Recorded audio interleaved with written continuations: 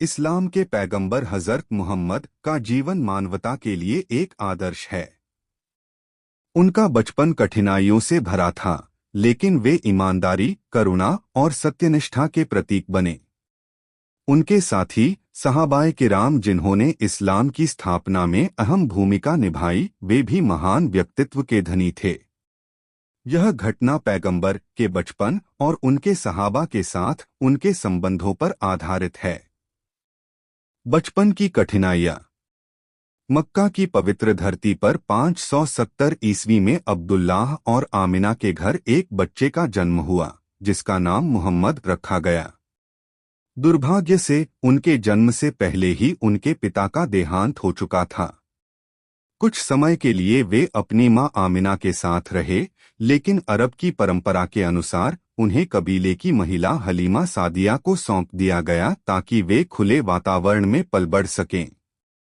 हलीमा के घर आने के बाद उनके जीवन में खुशहाली आ गई।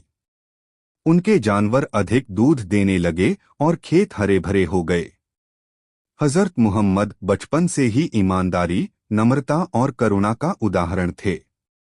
जब वे केवल 6 वर्ष के थे, तब उनकी मां आमिना का भी देहांत हो गया, जिससे वे पूर्णतः अनाथ हो गए। उनके दादा अब्दुल मुत्तलिब ने उन्हें अपनी देखरेख में लिया, लेकिन 2 साल बाद उनका भी निधन हो गया। इसके बाद उनके चाचा अबू तालिब ने उन्हें अपनाया और अपनी संतान की तरह पाला। युवावस्था और ईमानदारी। हज़रत मुहम्मद ने युवावस्था में व्यापार में कदम रखा और अपनी ईमानदारी के कारण प्रसिद्ध हुए। वे अलमीन ईमानदार और अस्सादिक सत्यवादी के नाम से जाने जाते थे। उन्होंने अपने चाचा अबू तालिब के साथ व्यापार यात्राएं की और कभी किसी को धोखा नहीं दिया। इसी दौरान एक धनी और प्रतिष्ठित महिला हज़रत खदीजा ने उनकी ईमानदारी को देखकर उनसे विवाह का प्रस्ताव रखा। जब वे 25 वर्ष के हुए तो उनका विवाह हज़रत खदीजा से हो गया। पहली वह्य और इस्लाम का प्रचार।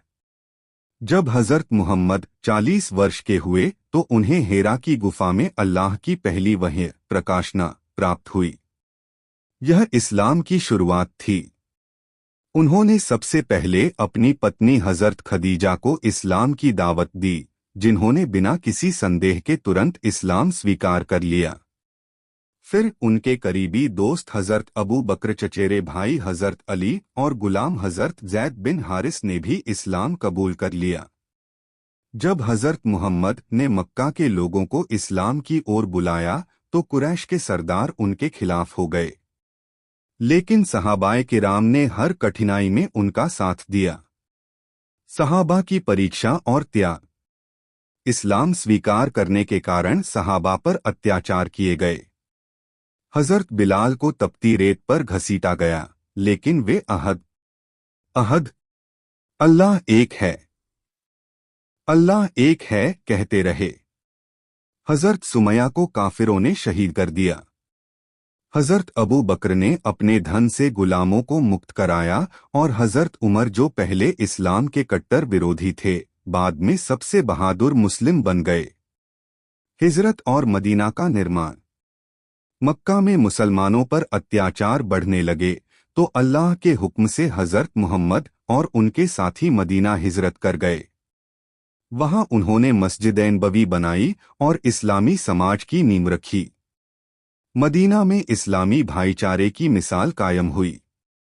हज़रत मुहाजिर, जो मक्का से आए थे, और हज़रत अंसार, मदीना के लोग, ने एक दूसरे की हर तरह से मदद की। युद्ध और सहाबा का बलिदान। इस्लाम को बचाने के लिए सहाबा ने कई युद्ध लड़े। बद्र के युद्ध 624 ईस्वी में केवल 313 मुस्लिम ने 1000 के काफिरों की सेना को हरा दिया। उहद के युद्ध 625 ईस्वी में मुसलमानों ने बड़ी कुर्बानियां दीं, लेकिन वे हार के बावजूद मजबूती से डटे रहे। हज़रत खालिद बिन वलीद, जो पहले इस्लाम के दुश्मन थे, बाद में सैफुल्लाह, अल्लाह की तलवार बने। हज़रत अली, हज़रत तलहा और हज़रत ज़ुबैर जैसे बहादुरों ने इस्लाम के लिए अपने जीवन की आहुति दी। फतेह मक्का और सहाबा का चरम बलिदान। 8 हिजरी में हजरत मुहम्मद 10,000 सहाबा के साथ मक्का वापस आए। उन्होंने बिना खून बहाए मक्का को जीत लिया और अपने सबसे बड़े दुश्मनों को भी माफ कर दिया। यह सहाबा के धैर्य और त्याग का परिणाम था। नबी की विदाई और सहाबा की विरासत। 632 ईस्वी में हजरत मुहम्मद ने हज किया और विदाई खुतबा दिया, जिसमें उन्होंने समानता, न्याय और भाईचारे का संदेश दिया। कुछ ही समय बाद 63 वर्ष की आयु में वे इस दुनिया से रुखसत हो गए। उनके जाने के बाद सहाबा ने इस्लाम का प्रचार किया।